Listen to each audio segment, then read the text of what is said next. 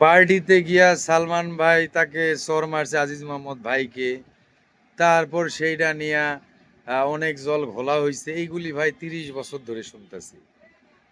আমরা যারা তার ফ্যান, তার ফলোয়ার আছি, আমরা সবাই চাই একটাই, সেইটা হলো বিচার চাই। সালমান ভাই যদি বেঁচে থাকতো আজ চলচ্চিত্রের ঊর্ধ্বগতি থাকতো।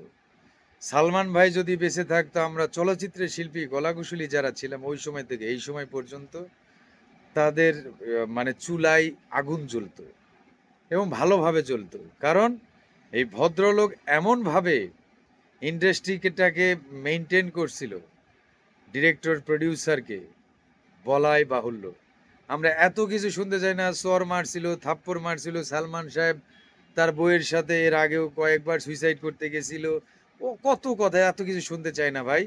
আমরা যারা সালমান ভাইয়ের ভক্ত আছি, শুভানুধ্যায়ী আছি, আমরা শুধু তার বিচারটা চাই, তার এই মৃত্যুর বিচারটা চাই, আর কিচ্ছু চাই না। আমাদের কোনো চাওয়া নাই। কি ভাই, আমাদের কোনো চাওয়া আছে?